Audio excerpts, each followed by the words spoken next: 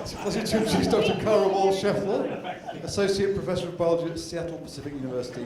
Her research is focused on the relationship between body shape, thermoregulation and locomotion in extinct and extant human populations. She did her PhD here in Cambridge and was based at St Edmunds College where Faraday is. And I'll hand over to her. She's going to speak on the origins of humanity, cultural and religious developments. Over to you, Cara. Thank you. And thank you very much for having me. I just love coming to the Faraday, and it's just really great to hear all of your questions and talk to you a little bit about human evolution. So I have a lot of things that we're going to talk about today, so I'm going to work really hard to keep us in a reasonable time. I put this picture up even though there's tons and tons of things wrong with it, because I want to focus a little bit just briefly on some things that you can always ask me about later, but also that John touched upon this morning, which is that reproductive success is about, from a Darwinian perspective, about having offspring. And I think that it's really important that when you're thinking about the human lineage in your head, don't think about that horrible picture of men walking, because really what you want to have are females carrying their babies, because that is the reproductive bottleneck. And so when we're thinking about how to be a successful species, you're thinking about how we're going to be able to get females energy in order to successfully reproduce. And humans have a really fascinating strategy that seems to be quite different than the other apes in particular, in that we have really, really short lengths of time between offspring. And so we're going to talk a little bit about why that might be as we go. Initially, there were a couple of questions earlier about what the last common ancestor looks like. It does not look anything like this chimpanzee here, but this is, again, a pretty typical image that people use, and so it is up here simply because it is a female chimpanzee with a baby on her back, which is just part of this overarching idea. My goal today, if this will work, I'm trying new technology today, so we're going to hope for the best, really. What I'm going to talk just very briefly about are differences between Neanderthals and modern humans in terms of their anatomy, their morphology, and then we're going to delve pretty deeply into behavioral differences between these two species. And I think yesterday we set up really nicely that comparisons are helpful for bringing out what we think might be different or interesting about our topic of interest. And so I use Neanderthals as an interesting comparison for a lot of reasons. They're contemporaneous with anatomically modern humans. They interact with anatomically modern humans, but they are not the same species. And so to think about what it means to be a human person, it's helpful to look at Neanderthals and how they are incredibly advanced in so many other ways, but aren't exactly like us, and so what that actually means. So the first thing we're going to talk about what specifically it means to be a person from a paleoanthropological perspective. We walk on 2 feet, we're bipedal.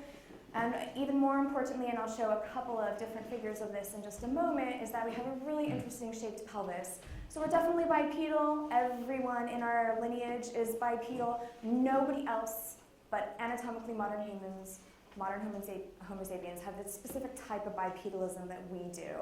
And that's because our pelvis is tilted forwards, and it looks actually like a very smooth bowl. This is not going to be the same for pretty much anybody else's pelvis, and as a result, the type of bipedalism that we have is quite specific to us, not the same as anybody else's bipedalism. And again, I'll show you that in comparison with Neanderthals in just a moment. So it's just on a little bit of a delay. We also have big brains. Again, this is not unique to us. Neanderthals, of course, have enormous brains, as I'll show you in just a moment, but our crania has a really specific shape. So our cranial shape is that of a balloon. It goes up and is round in the back. And this is not going to be what we see in Neanderthals. Oh, thank you. We'll just have to decide if this is going to be worth it or not. I'm using this because it means I can draw, and I'd like to be able to draw on some features for you. But if it's not going to be worth it, then we won't. Oh, no. All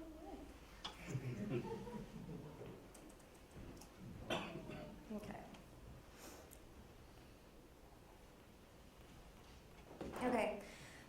actually does belong to us totally and completely, and that's the fact that we have a chin. There are no other species, fossil evidence in our entire lineage that has the chin. I'm always happy to talk about this a little bit later. It seems to actually be a side effect of the fact that we have a really tiny face, which we'll talk a little bit about in just a second, but we have an enormous tongue. And it's true, we need that enormous tongue for all sorts of interesting things. Language, obviously, being the most important. And so the attachment areas for our enormous tongue depend upon having the chin to attach to. From in the inferior aspect, and so this causes this extra remodeling that you don't see in any of the other hominin species. So this is why I wanted this in the first place. So as you can see, I'm skipping an enormous amount of fossil evidence. Again, you're more than welcome to ask me about anything. If you want to talk about bipedalism later, just ask about bipedalism later. But what we're actually starting is way up here. So there's a whole bunch of evolution that's already happened. I'm going to sort of tell you about both the behavior as well as the anatomy that exists all the way up here. We're not going to talk about that unless you really want to, and we'll see if we can talk just for a second about what's happening with Homo erectus. And you can see that at this time period we're interested in, there's a whole bunch of stuff happening, but we're focusing on two species and thus two very specific geographic locations.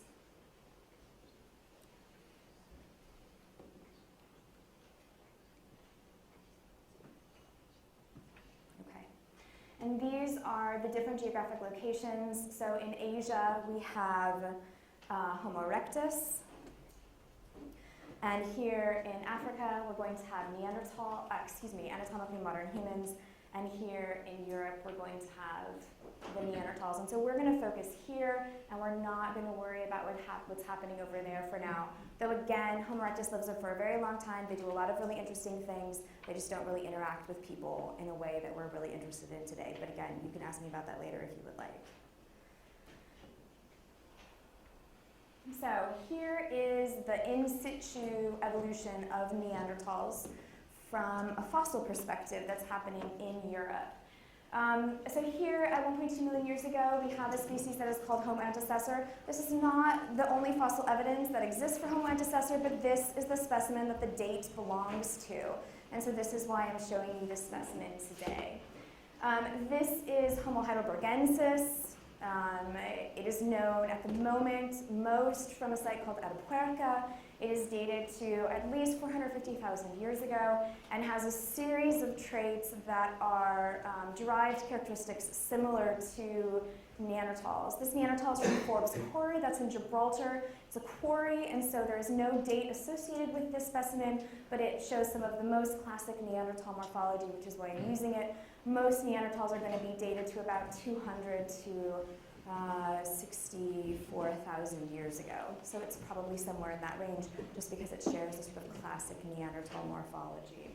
So we have pretty reasonable evidence, again, of Neanderthals evolving in situ in Europe.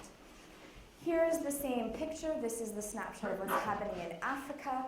So in Africa, we have a species called Homo rhodesiensis, essentially sort of the heidelbergensis equivalent. It has slightly different characteristics of the face and of the crania, and of the post-crania. It has slightly different locomotor adaptations as well, but essentially it quite clearly is getting us towards Homo sapiens. And I'll show you on the next slide of sort of what this looks like, but you can see very clearly rhodesiensis has a very large brain case. This is Cobway. This actually is housed at the Natural History Museum in London.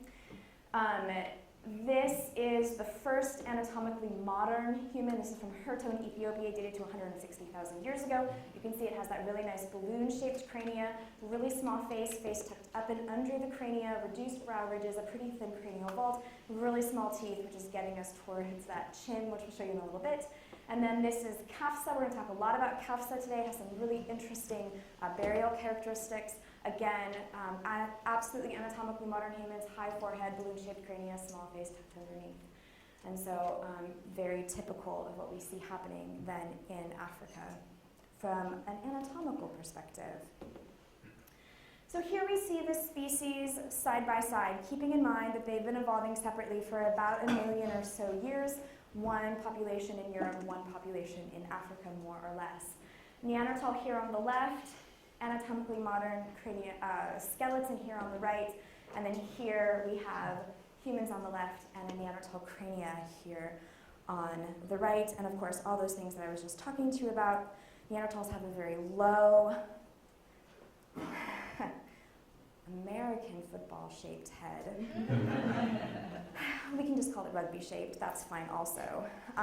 Humans, of course, has a very high forehead, and again, this balloon-shaped crania. Humans have this tiny, tiny little teeth, and we have a chin, of course. Neanderthals have much broader teeth, and actually they have a much, much larger sort of nasopharynx area in comparison to people, and they have no chin. In terms of the post-crania, this is a sketch of the pelvis. This is the Neanderthal pelvis here, and then the other is the human. What's really fascinating about the Neanderthal pelvis is that you can see this bone right here. This is your pubis, and it is pulled way forward. Okay, one of the reasons that it's pulled way forward is because Neanderthals actually don't have the curvature that we have. Remember I said our pelvis is rotated forward like a little bowl. Theirs is rotated backwards. Okay, so they don't have this lumbar curvature that we have, but instead, in order to keep the center of mass over their feet, they've actually pulled their pelvis forward.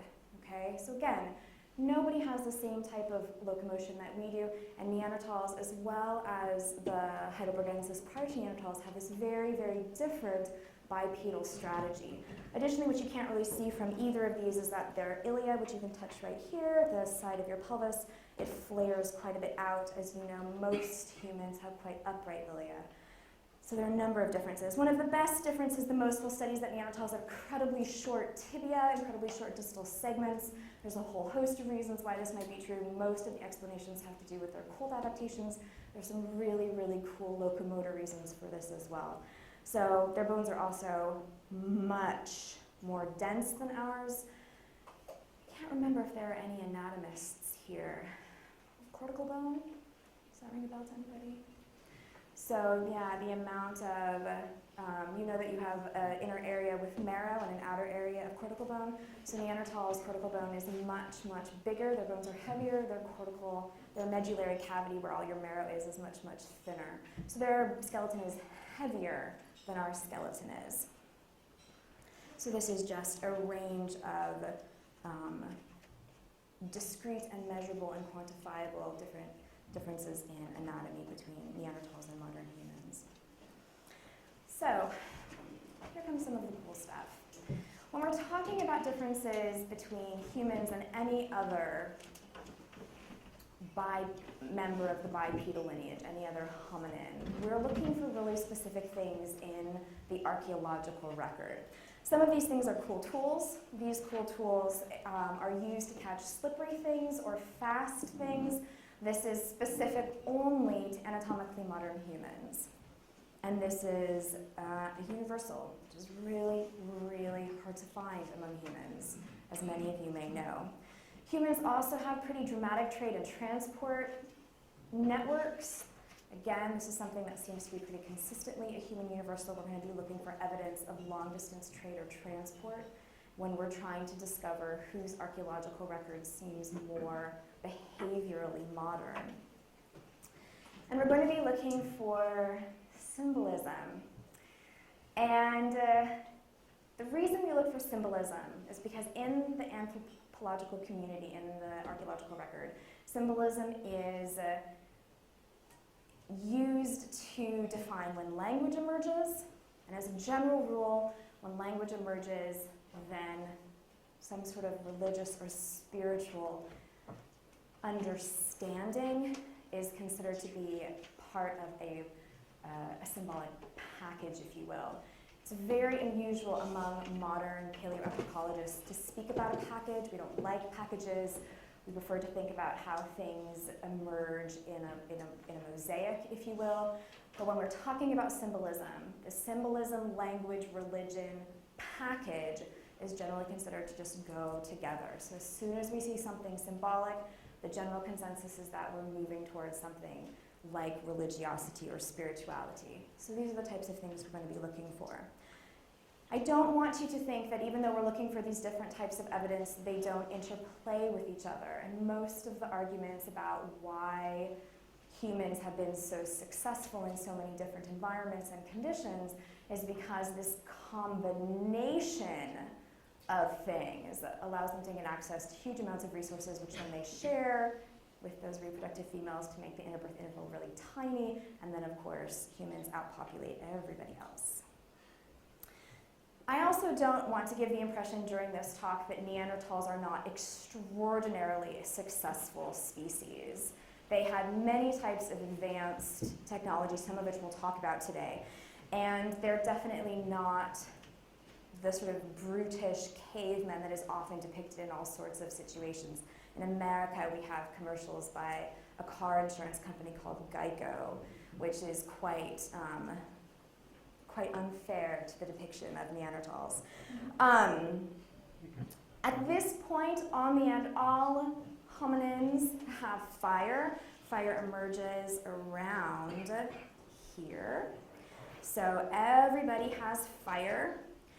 Everybody hunts, definitely by Heidelbergensis. Some Homo erectus species are hunting, so everybody's hunting. We'll talk quite a bit about that, about how effectively they're hunting, but we definitely have purposeful killing and gathering of meat by this point, done by both Neanderthals and modern humans. And we have some really cool tools.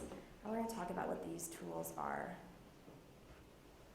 because this has created quite a bit of confusion in the archaeological record for quite some time. So by the time we have Neanderthals and modern humans at about 300,000 years ago, we have a very special tool type called a prepared core. And up to this point, we had some chopping tools, which you can see here by the number 1, and we have hand axes, which many of you have probably seen in all various forms. At any anthropology or archaeology museum you've ever been to will have a really lovely hand axe. And honestly, the hand axes can be beautiful. They can be forms of art. We found hand axes dated to Homo erectus that have been shaped around fossils. So really quite extraordinarily beautiful hand axes. But both chopping tools and hand axes are prepared basically from the perspective that you are shaping something that already exists, okay? With the appearance of mode 3, we have something totally different, because the tool type of interest does not exist until the core is actually prepared. So the person making this tool type has to have a picture of the inside of the core structure. So they need some sort of imagination, because the tool that they're interested in exists only in their head. They are not actually shaping as you would with a hand axe. So this is something that from a cognitive perspective is considered quite different in the archaeological community from anything that has come before this. And how it is that Neanderthals and modern humans, who have been evolving separately, both come up with this at exactly the same time in 2 different areas is a big problem in the field. But suffice it to say, this is considered a very complex technology. Do you guys want to keep watching this? I know that it's mesmerizing. Okay. All right. So we're going to start diving even more deeply into behavior. This is a map of all of the different places where we find this general type of prepared core technology, this general type of imaginative technology, but with lots of different variants depending on where we are. And so you can see in Europe, for example, so this black line delineates Neanderthals. They have a very specific type of prepared core technology that we call the Middle Paleolithic, or more specifically the Mousterian, for those of you who are incredibly interested. These are the tool technology done by Homo erectus. They never do Middle Paleolithic, ever. So they're doing hand axes forever over there in Asia. We do have a Middle Paleolithic in India, but there's no fossil record, there's no fossil record, and so we don't know who's making it in India. We just have enormously substantial archaeological assemblages, but no fossil context. And then we're going to talk obviously quite a bit about what's happening in Africa. In Africa, this prepared core technology is called the Middle Stone Age. And so we'll talk a little bit about that. It is the same prepared core imaginative technology, but just due to historical reasons, it's called the Middle Stone Age. In Europe, it's called the Middle Paleolithic. Same basic tool type, though of course our job today is to talk about some of those differences. Okay, so we're going to talk about the Neanderthal Middle Paleolithic, what they were doing, if it's like us or not behaviorally. We're going to talk about anatomically modern human Stone Age to set that up as a comparison. And then we're going to talk about what's happening in Europe when Neanderthals and modern humans run into each other. And we're going to make some comparisons and discussion about that. The purpose of this is to help us determine when evidences for symbolic behavior actually occur in the archaeological record. And we're going to look and see whether or not these evidences are located in both species or only one.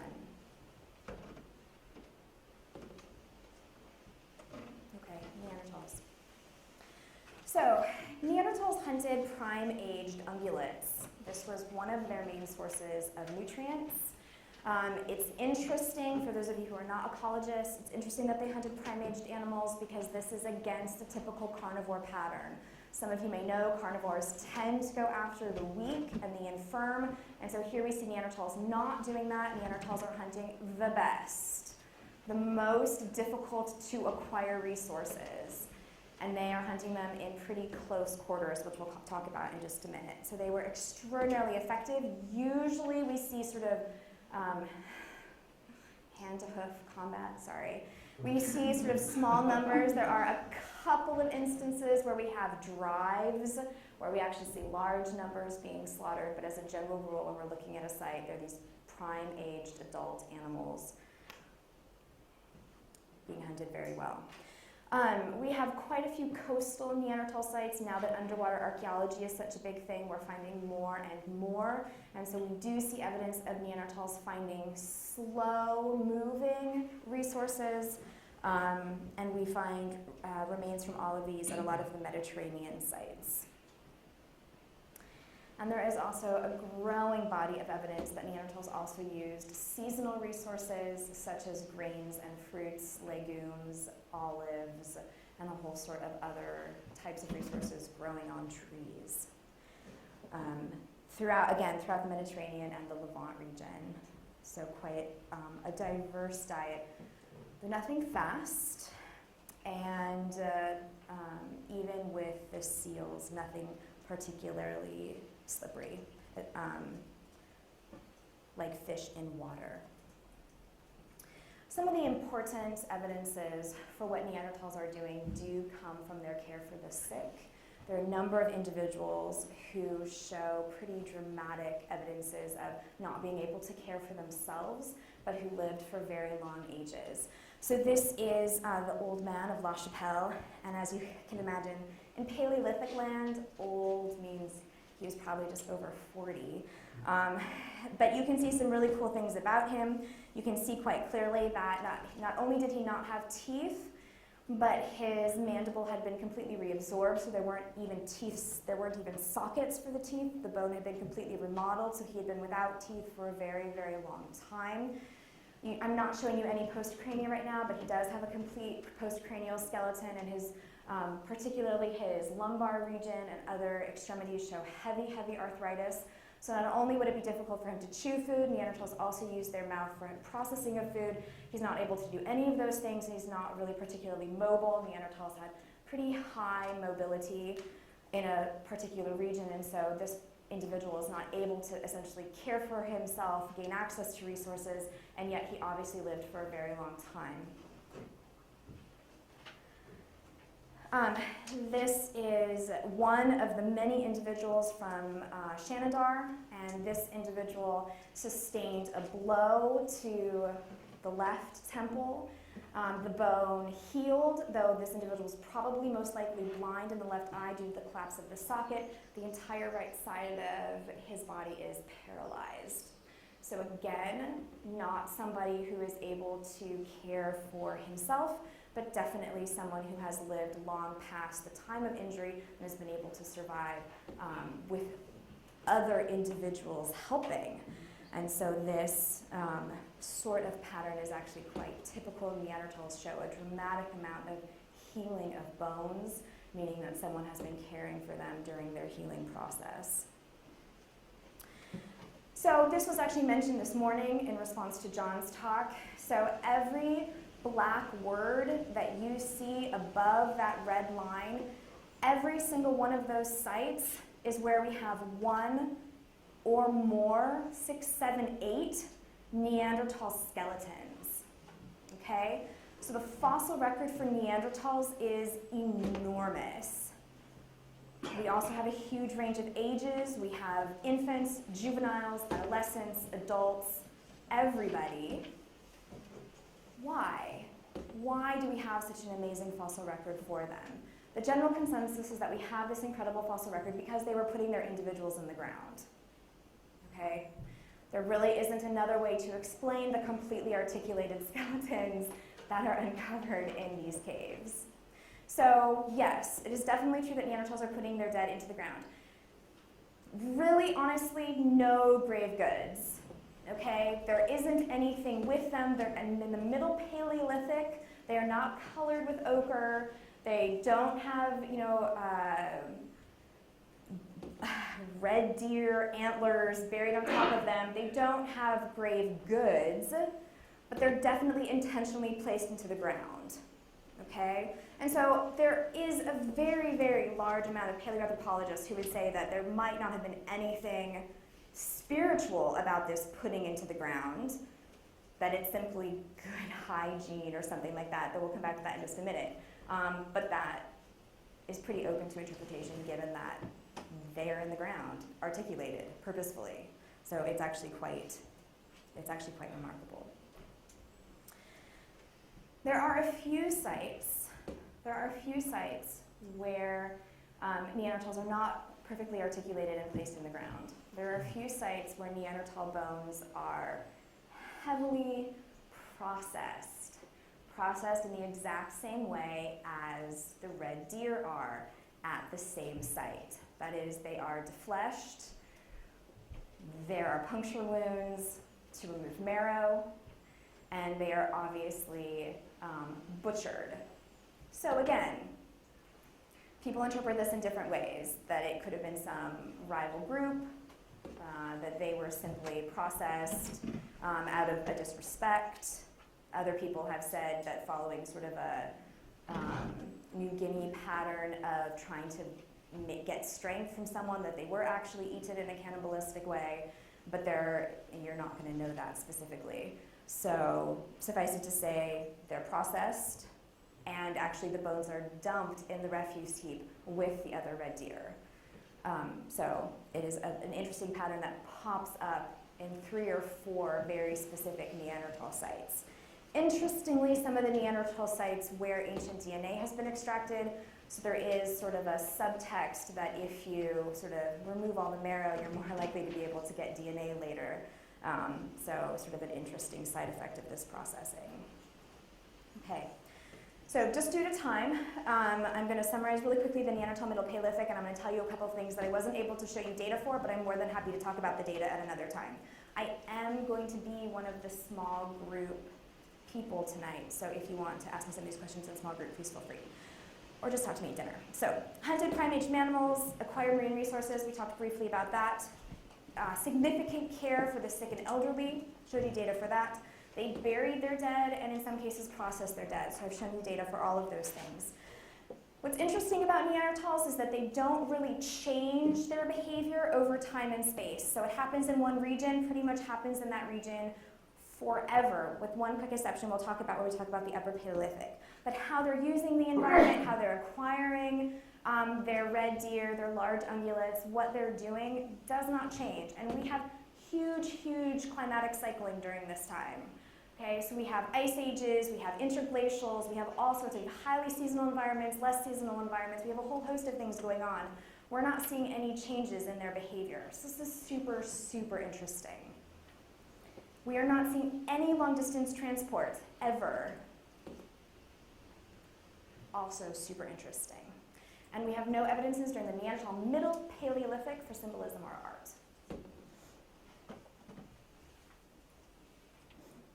Okay, and I can make these available later too, if that helps. Okay, so anatomically modern humans, and one more time, when we're in Africa, we call the Middle Paleolithic the Middle Stone Age. Okay, so again, it's still this prepared core, it's still this pretty interesting advanced technology that you have to have imagination for, but we call it the Middle Stone Age when we're in Africa. Okay. Oh, look, large prime-aged ungulates. Great news. So anatomically modern humans still doing that sort of new, non-carnivore-like pattern of hunting, difficult to acquire resources.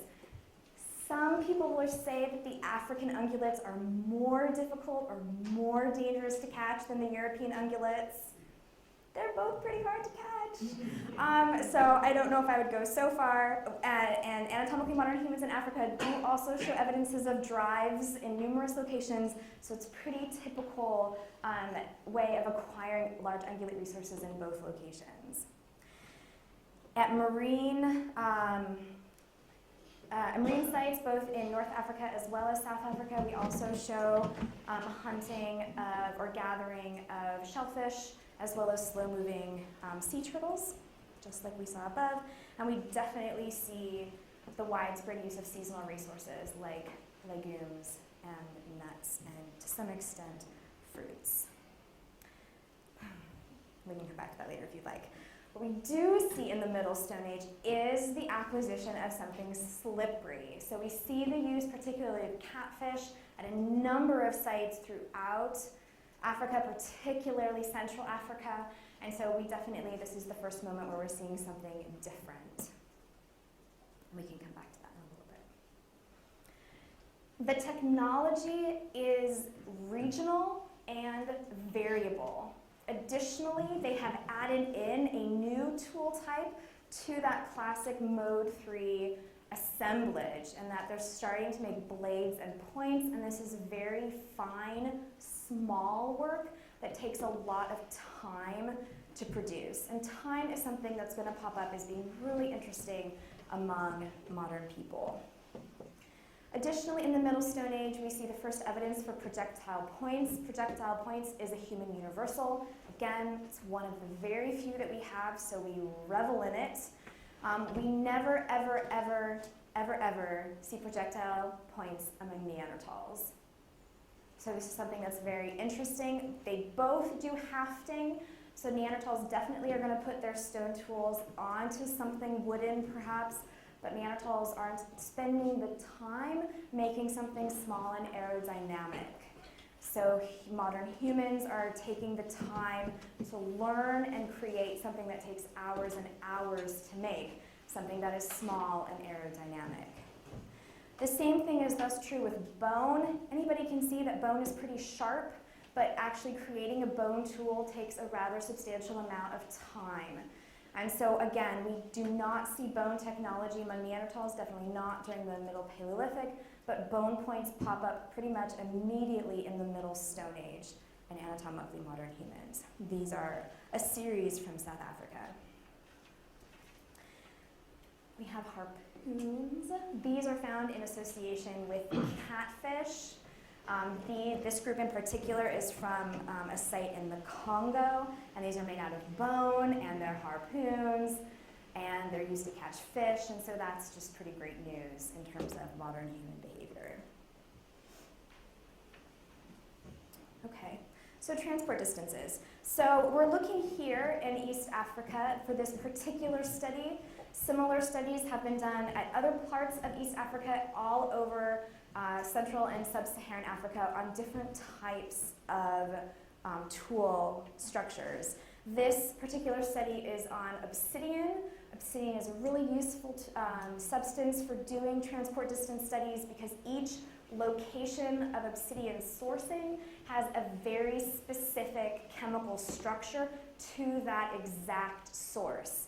So the site of interest is this site right here, Port Epic. Port Epic Cave is the site of interest, and they sourced obsidian from all of these other regions surrounding. Okay? And what they found, as I'm sure you're going to, you know already, predicting what I'm going to say, the sites that are named are the sites where the Pork Epic Cave obsidian came from. So Pork Epic has a series of tools made out of obsidian.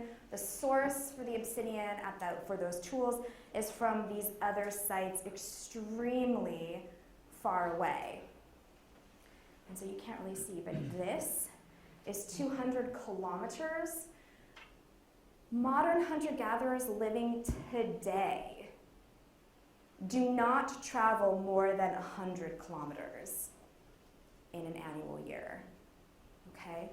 And so we have people traveling or receiving via trade and transport raw materials for tools 400 kilometers away, 400 kilometers away, this raw material comes from. So this has been used as very good evidence that during the Middle Stone Age, people have already begun to have some amount of trade and transport with other groups. This group, for example, has a similar type of technology, another population living at this other place.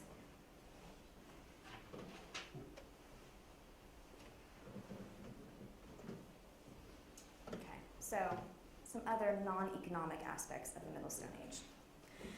So, were there burials? So this is, I told you already I was going to talk about Kafsa again. So here's Kafsa, and then Shkul. This is from a cave just across a little valley from Kafsa. These are both from the Levant region. And these are both representatives of probably the only sort of set of burials that we have. They're from outside of Africa, so not actually from Africa. And they're quite late, 100,000 years ago, so quite a bit later than we might have expected. And this is almost it. I can count on literally one hand how many burials we have from the Middle Stone Age. Kafsa is quite remarkable though, as is the Shkul. There are a number of individuals at these sites, and all of them generally have some amount of grave good associated with it. This is Kafsa. You can see it's been laid very carefully in a very particular articulated position. It had a set of red deer antlers placed across its pelvis, colored in ochre, a series of other grave goods associated with it. Shkul is much the same. A boar's head was placed over its face, and again, colored with ochre and has a series of other things. So if people are going to do a burial, it seems like they're going to do a burial with grave goods. They're just not going to do burials very often, okay? This is the first anatomically modern human from Herton, Ethiopia. There are 3 individuals, complete individuals at this site. Not exactly considered a burial per se, because there is heavy processing of these bones. So this is the adult male. There is also an adult female and a juvenile at this site, so a little nuclear family apparently. This is the infant, the juvenile, and the juvenile is one of the best examples of processing because its occipital was removed and was heavily polished and ground down and shaped. And this was in addition to just the general defleshing, removing of the tongue, and all sorts of other sort of straightforward processing that was done. Oh, that part that I circled right here. If you feel sort of the back of your head and you can feel a little bump right there, that's your occipital. No, you really should feel it, it's important. Learn through doing. Yeah, so. Yours hasn't been removed? It's where your vision processing is, so it's super. Speaking of vision, when did we talk about vision? Yeah, speaking of visual processing. So again, heavily processing. Because of all of the polishing and shaping, this wasn't treated in the same way as some of the animal remains also found in this site. And so, as you might expect, this gets a little bit of sort of extra attention as being more ritualistic, less just treated like what we were hunting, and so there is a little bit of complexity that's sort of added into the Hurto remains. We do have quite a bit of ornamentation from the Middle Stone Age. The two best sites of evidence, one in North Africa in Morocco and one in South Africa, both of them have sets of these polished and perforated and ochre-colored beads. How do we know that it's not random? They're all the same size, they're all adults. Their natural predators are all aquatic, they don't come into caves and perfectly perforate and polish and lay the shells down around a hearth. And they're not all perfectly sized. Here are the examples from Blombus Cave in South Africa, so you can see some of the polishing, and here you can see some of the ochre coloration right here. And so quite nice examples of early ornamentation.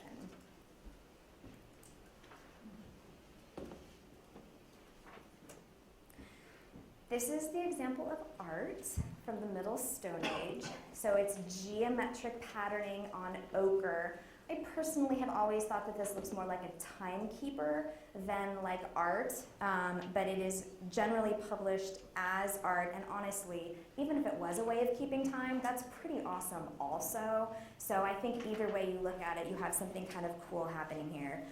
There are a number of different ochre pieces. This is just one of a whole set that they have from Blombus, and again, is generally touted as something geometric. A lot of the early art is geometric, so this isn't actually that surprising.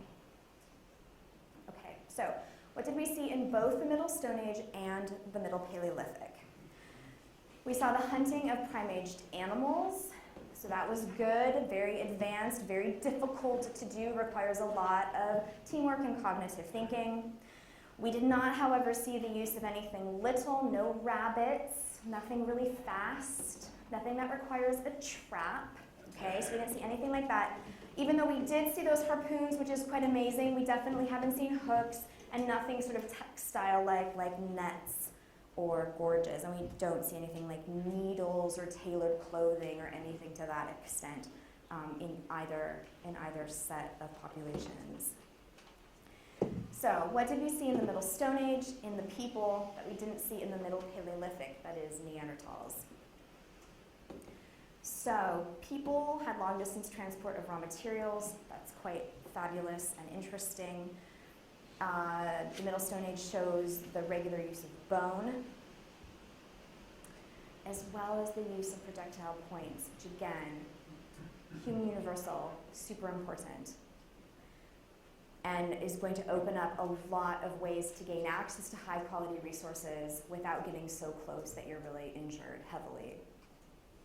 And we saw some evidence of definitely ornamentation, and then some evidence of other forms of art. So the question then becomes, and something that I'm sure we'll want to talk about later, is why do we see this among people? Is there something particular about Africa that seems to drive this sort of advancement, this sort of behavioral modernity that we're looking for? And among paleoanthropologists, this generally is part of the consensus. There are a lot of really special things about Africa that during this time period could have driven the types of population sizes and continuity that is necessary for this sort of regionalization and diversity of tools that we see. And so Africa, of course, is enormous. So you can see the black and white Africa, and you can see here in color the whole entire extension of the maximum range of Neanderthals. And most of the time during glacial cycling, Neanderthal ranges are entirely disappearing from some parts. Whereas in Africa during glacial cycling, we never have an entire ecosystem just going away. And so modern humans, anatomically modern humans, are much more able to survive and much more likely to sustain long-term regional specializations because their habitat is always there. Additionally, just due to the large space, humans do have much larger population sizes right from the get-go, and larger population sizes is going to allow some sort of diversification and specialization of task that is going to potentially allow them to use their time for other things. This is going to be something that's going to be really important in the Upper Paleolithic, when it becomes quite clear that Neanderthals just don't have the time to do a lot of things, whereas humans specialize very quickly. Just one more thing, all of these black dots are the Middle Stone Age sites that we have for Africa, so you can see that there is an extremely extensive archaeological assemblage, but you'll remember that none of these have fossils associated with them. Okay, so Herto is located in East Africa 160,000 years ago and associated with Middle Stone Age tools, so we do have that. All the other burials we have are from the Levant. They're not from Africa. So again, people are clearly not putting their dead into the ground, regardless of what else they might be up to. Okay, so some of you may know, about 50,000 years ago, people sort of leave Africa and enter Europe. They've definitely left Africa before then because they've reached Australia by about 60,000 years ago. So people are definitely out and about at this time. But because we're interested in how they relate to Neanderthals, we're going to talk about what happens when they move into Europe. And so this is how we follow their migration into Europe. We use it following an Upper Paleolithic technology called the Auric Nation split-based point. And you can see quite clearly this figure is actually from Paul Mellers, who was, until his retirement, at the Department of Archaeology here at Cambridge. You can see that about 47,000 years ago, and the variation in dates has to do with how we calibrate radiocarbon-14 dating at this time. And so it's calibrated based on how much carbon is in the atmosphere, carbon dioxide is in the atmosphere. And so we have sort of 47,000 years ago, and you can see that they move out into Western Europe and then move quite quickly into the Iberian Peninsula by about 41,000 years ago. This is the first fossil evidence for anatomically modern humans in Europe. So remember, the archaeology definitely precedes modern people. You can see that it has a beautiful chin. So we definitely know that it's modern human. There's nothing else it could be. And it is found in association with Upper Paleolithic technology. This, of course, just for fun is Cro-Magnon, because you can't really have a talk about European Homo sapiens without showing it. And so, of course, it's a perfectly beautiful specimen. It has postcrania as well. You can see its tiny face, its balloon-shaped crania, everything you could possibly want from anatomically modern human, and it has really nice postcrania as well. Okay, so in terms of behavior, these are the Upper Paleolithic blades. You can see that they are extremely beautiful. They're very elegant. They're very small. They're very thin. They take a very long time to prepare, and we have regional variation between different groups.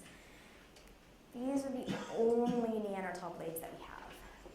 Okay, so the Neanderthal Upper Paleolithic is confined primarily to France. Though there is a little bit of argument about some other geographic areas, but the Upper Paleolithic of Neanderthals, as we'll discover, is quite different. So these are the blades that you have for Neanderthals. Humans start making pretty extravagant composite tools, and so these are microliths, so you can use these and make all sorts of digging tools and other sorts of tools where you have a lot of tiny little flakes on some other material, usually wood. I should say really quickly, stone tools are not always for meat of any kind. A lot of our evidence for what stone tools are actually used for indicates that stone tools were actually used for digging. So I know in your head, as soon as I showed you the hand axe, you just imagined cutting open an elephant. I know that that's what happened. But honestly, it was just as likely to dig up tubers as it was to slaughter an elephant. So we definitely are using our tools to gain access to a lot of different types of resources. This is a modern human Upper Paleolithic assemblage. You can see that it's extremely diverse. There's a lot of specialized tools. You can see that we finally have our fish hooks. You can see we finally have our needles for making tailored clothes. We have an awl for puncturing into leather. You can still see we have harpoons. And it is literally a tool kit. Okay, it's literally a group of tools that belongs to an individual at a particular assemblage. So it's quite dramatic. This is the only evidence for bone tools among Neanderthals. This is it. So that entire toolkit I just showed you, I mentioned how long it takes to work with bone. That entire toolkit was made of bone. This is what we have for Neanderthal bone use. This is it, okay? Humans take their projectile technology to the next level, and by 30,000 years, they have developed the atlatl, which is a pretty amazing spear thrower. So as you might imagine, increases the force and distance with which you throw and becomes a pretty amazing way to gain access to increased resources. You can YouTube atlatl, it's spelled ATL, YouTube it and enjoy what you find as people try to use this, which is actually incredibly difficult to use. We begin to have even more extravagant forms of ornamentation, lots of different types of shells, lots of different types of canines, different types of teeth, polished and unpolished, covered with ochre, not covered with ochre, sized in particular ways. This is from Italy, this is from France. So the types of styles, we begin to see ivory beads and not just shell beads. And the ivory beads are made with sort of a remarkable type of pressure. So you're not just banging, you're actually shaping using a very soft pressure technique so as not to fracture the ivory. So this is extraordinarily time consuming. Who has the time to do this while also being able to support him or herself? This is just another example of the pressure techniques. You can see it a little bit more closely. This is nearly everything for Neanderthals. I'm going to show you one more thing. Neanderthals definitely do have some forms of ornamentation. This is nearly it. And they only appear to show this type of ornamentation after modern humans have entered Europe. And they do not use that slow pressure technique. They seem to use a much more rapid percussive technique in order to create some of the shapes that they are doing. And this is everything. This is everything for the entire Neanderthal Upper Paleolithic that they have done.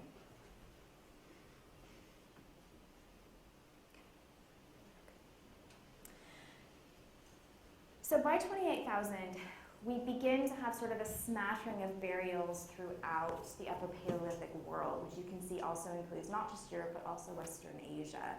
This is one of the most remarkable sites in my mind because this just shows the extravagance. I think that's going to be our key word of the week. Extravagance of what people are throwing away in burials. So this individual has 3,000 hand-carved ivory beads on his person. At this burial, there are also 2 juveniles and 1 female, similarly garbed.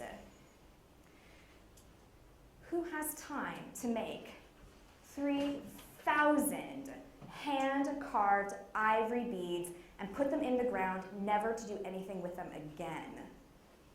This is incredibly remarkable. So when we do have burials, they are ornate and elaborate and filled with grave goods.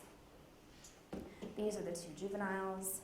So they have all sorts of tools and bone and other packaging with them.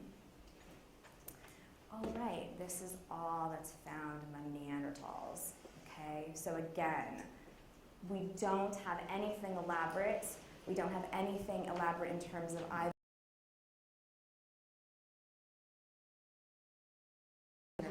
When you're showing us these slides and saying this is all we have on Neanderthals, can you just quantitatively normalize this for us? So with regard to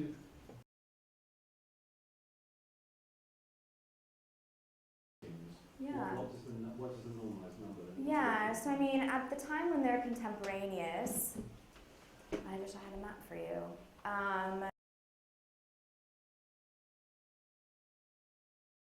A much higher, humans have always existed at a much higher population size than Neanderthals.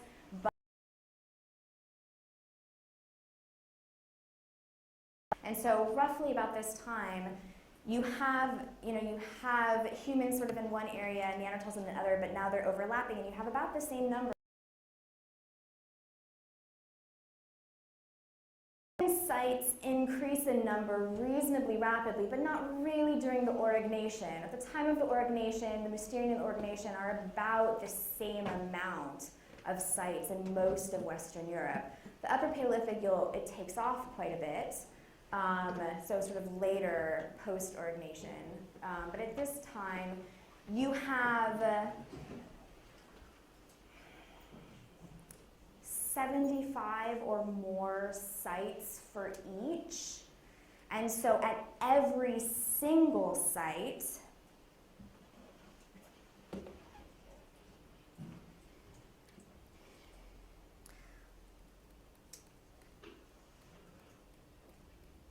okay. So these are early Aurignacian sites. There are some more. You would have pretty much about as many Neanderthal sites, many of which are in exactly the same spots. That we have a huge amount of Neanderthals right here. Yeah, just tons. And let's see, in Iberia, yeah, at least 50. And so every single one of these modern human sites is going to have bone artifacts of the toolkit style that I showed you. Every single one of them has points. One Neanderthal site has points. Every single one of them has microliths. No Neanderthal sites do. Every single one of them has a toolkit made out of bone, typical of every single site. Okay, thanks. That's really that's exactly what I meant. Yeah. And then there's one site in Italy. This is from a site in Italy. It's just the one. Atalala is not everywhere. It does pop up, but once it pops up, it spreads pretty rapidly, but we're already at 30,000 now. Again, an interesting thing is you can see quite clearly this Italian site. These are all marine shells, so these will spread very far inland to modern human sites. So you'll find these very widespread, but once you actually get to Germany and France and northern Spain, then you're much more likely to see the ivory beads again at every single site. And then here's just more details about that. And so this again is the entirety of the sites from Neanderthals that are in France and the Cantabria region of Spain. So you have a whole host of sites, and if you compile all of their data, this is what you get. Okay, Chauvet. So, likely familiar to many of you, there's actually a really great film about Chauvet that's out now. And so just incredibly beautiful art, primarily descriptive, though some of it is quite symbolic, and we'll come back and talk about that in just a minute. Lascaux, again, quite representative, but there are a couple of features of Lascaux that suggests a little more symbolic, as in not real, not sort of a direct description of what these people are looking at. So here's the data for Neanderthals, okay? So what you're looking at here is evidence from a single cave in northern Spain called El Castillo. This is a timeline of the dates for the different pigments that they were dating.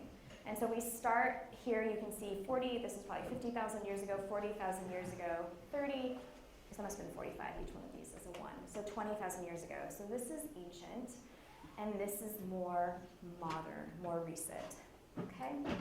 So, when this was first published, people made quite a bit about this date right here, which belongs to these smudges right there, okay? And so if you can just keep that in your head for just a second, we'll go here and actually look at the cave. So this is what the cave wall looks like, and these are the stipples that we're thinking about. So amidst the hands and all of these other illustrations, we're thinking about these stipples right here, which, as you saw, are dated to 41,000 years ago. So the people who discovered this cave and did the dating said, oh, 41,000 years ago, that's right at the transition for when anatomically modern humans are coming into the area, but it seems like Neanderthals are already there, so why don't we just attribute this 41,000 year date to the Neanderthals, even though we know that humans are in the area at this time already, okay? So there was a big thing in the press about how these stipples belonged to Neanderthals, but honestly, there were humans there at the same time. There's an orogenation level at the site, and so there's really no way that you could say for sure that it's not just Neanderthals. There's a whole huge assemblage of Neanderthal technology at this site, and then it transitions to the orogenation exactly when you would expect it, about 41,000 years ago, which is when this is dated. So you can decide if you think it's convincing that because it's at a transitional time, that means that it has to be Neanderthals. There's no reason it has to be. So Venus figurines and other forms of art. So this is the last sort of set of slides. The reason that Venus figurines are quite remarkable is because they obviously represent something that these people had never actually seen before. They're not going to have seen a fat woman, ever. You're not fat in the Paleolithic. And so what's clear also is that the fatness is very specifically located in anatomical parts that are very important for reproduction. Okay, so you have enormously fat breasts, you have actually enormous labia, and then you have these sort of overwhelmingly fat bellies. And so it's clear that this is something related to fertility and something where you're exaggerating anatomical features that you are giving value to, which is quite interesting in comparison with some of the sort of general representations of animals that we've seen up to this point. So the Venus figurines are very beautiful and very diverse. They have extraordinarily elaborate hairstyles usually, and again, these very exaggerated sexual characteristics. And you can see them carved. Mostly they're figurines, but they're carved. Sometimes they're also painted, though usually it's the male reproductive anatomy that's painted, not as much the females. And then this is the set of probably the most important figurine in European prehistory, and this is the lion-headed man. And so regardless of what you say about maybe they saw a pregnant woman and so they're interpreting that as sort of being fatty and this is sort of whatever, even if you say that and so say that you've seen something like a Venus figurine, it's not actually creative to create sort of a hyper-fertile female form. Nobody has ever seen a man with a lion's head. And so once we begin creating symbols of something that we have never actually seen in real life, we begin to move into the realm where most anthropologists would call this religious. That this is something that is very spiritual, that this is something that is moving us towards the type of theory of mind that is going to be a precursor for more elaborate religions later on. This is another universal. So even though the dates end up being quite a bit later, we see this sort of totems all throughout human culture. So we see them particularly among the Australians with bird-headed people and human kangaroo blends of various sorts. We're going to see them throughout Southeast Asia and into the Americas as well. And so this is a quite important feature of early human behavior. Okay, so whether or not you believe it or not, it exists in the literature that there might be some amount of circle painting among Neanderthals, though most people sort of discount it as not being good enough data, but we definitely have some tiny amounts of ornamentation, though after modern humans are already in Europe. Humans have incredibly imaginative and ritualistic art from about 35,000 years, from 35,000 years ago in Europe.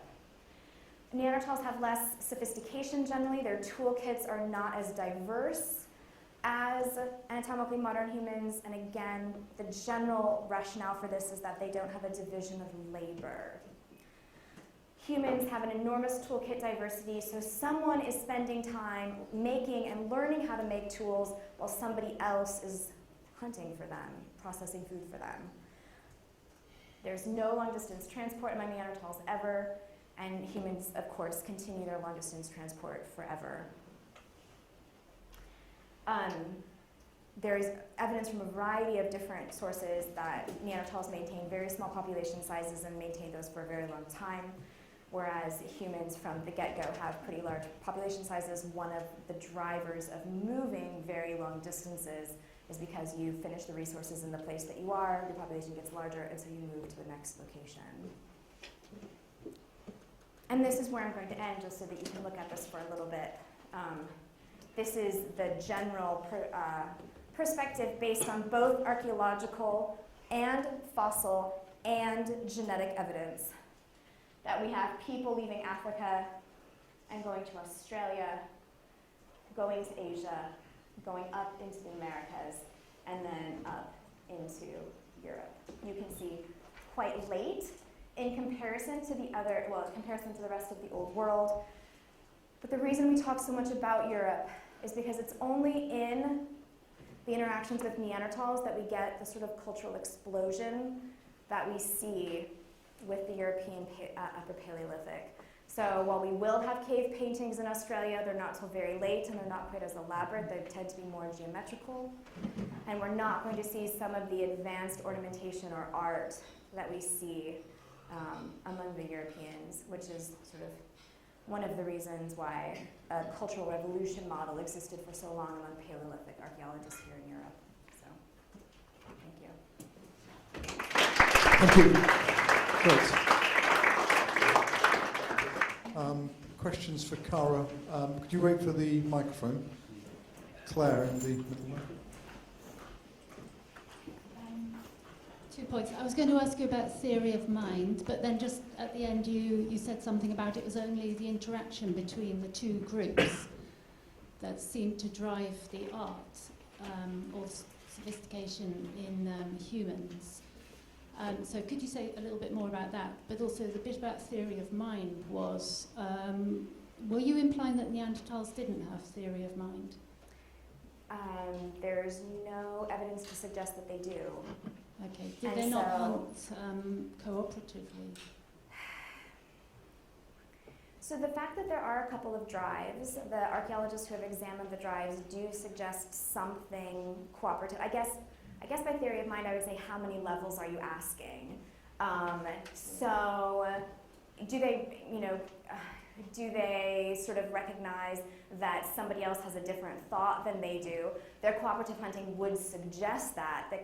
Could they read Jane Austen and go through 5 or 6 levels of theory of mind? We wouldn't have the evidence because they have no symbolism. And so without symbolism, it's very difficult to sort of say that they are putting ideas onto another individual or organism, and we just don't have that.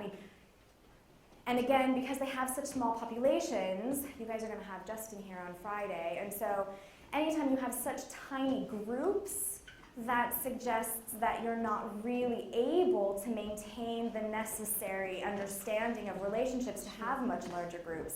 And so there are, I think, a variety of reasons to suggest that we have sort of 1 or 2 levels, but there isn't at least data to suggest that we're going sort of much further than that. So how does the lion-headed man suggest theory of mind? Because it is something that is being put together based on different experiences of reality. So it's nothing that you would have actually interacted with and sort of had a learning process and sort of just experienced a stimulus and then had a response. You're actually taking ideas about strength and ideas about what's important about being bipedal, what's important about the head, what's important about all these different aspects, and actually putting them all together. More questions? So, gentleman at the front here.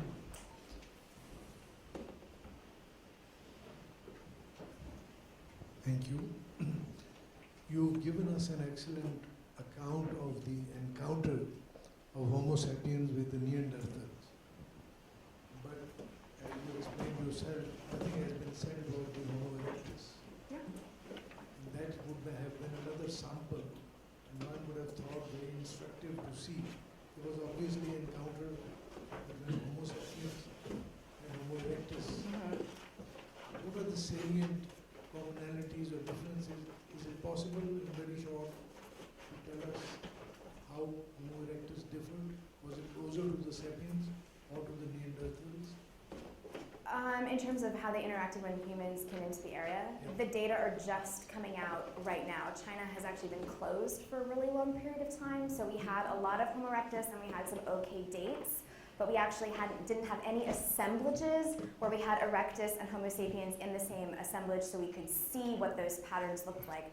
Those data are coming out very, very slowly right now. Like every year at our meeting, you'll have a person talking about sort of what's happening in terms of their morphology, the modern human morphology as it sort of replaces Homo erectus, and then we have some amazing archaeologists, including Robin Dennell, who's from the UK, who is literally making it his life's work now to get into China and actually start understanding what's happening at this interface. They have such an ancient technology because they never sort of moved into the mode 3 sort of prepared core land. It's really not clear if they would have quite as complex of interactions as we see between Neanderthals and modern humans, just because they're just quite a bit more removed in a lot of different ways. But obviously they are interacting. But leaving aside the interaction, broadly, where would you place them with reference to these Neanderthals? Are they closer to sapiens or are they? Oh, Homo erectus is way far back. Yeah. They would have, so Homo erectus leaves Africa at 1.9 million years ago. And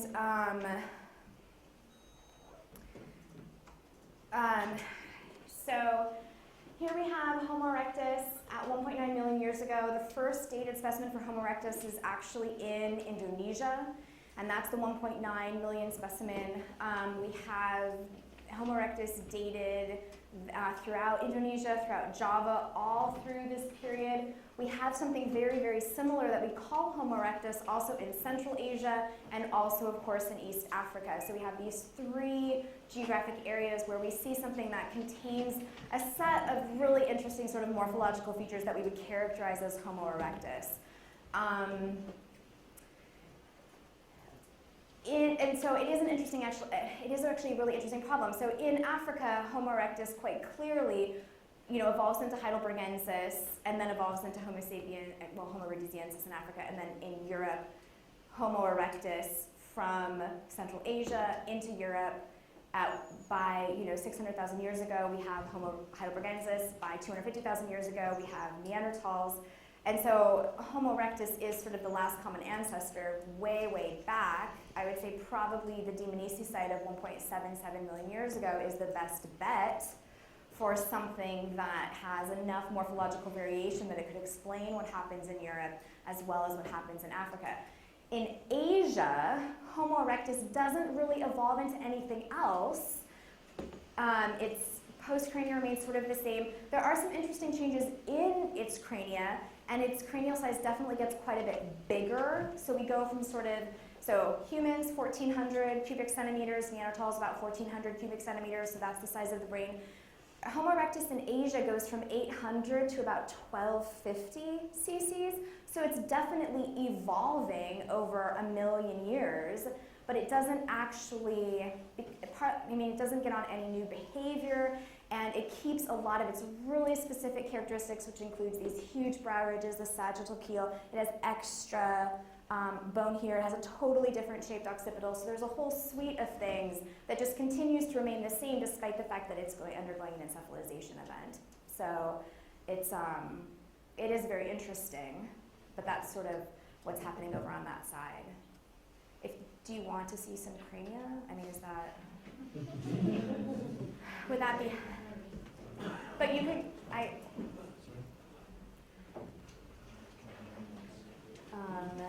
let's see if I can find you something about Homo erectus really fast. Well, I might just show you later. I have actually on this computer a huge amount of Homo erectus crania because there is so much variation across Asia. They don't change their technology. I mean, so what is happening here is that they continue doing mode tool hand axes forever. And that's that. I mean, they have fire. They seem to have some hunting interest.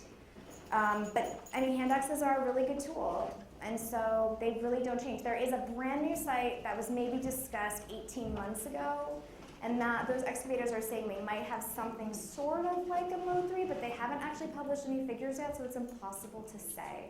But the general consensus is that there is actually a line, it's called the Movius line, obviously named for the person who discovered it, who identified it, and it's basically that once you cross the Himalayas, you never ever do Mode 3. And the hypothesis is that because bamboo is super sharp and super fast, they move to something else to get something that could function like a Mode 3 tool. That they don't need to make a bony point or even a stone point because they're just going to use bamboo instead. So, and we would never know that because it's not going to be in the fossil record. So this is sort of, the idea is that they are obviously evolving, they're obviously super accessible, it's not via a stone tool advancement. Okay, I think we're going to have to cut it there because we have to change over speakers. There'll be opportunity to ask Cara questions tonight when you go to meet the speakers, so think about your questions for her later. So let's thank Cara again.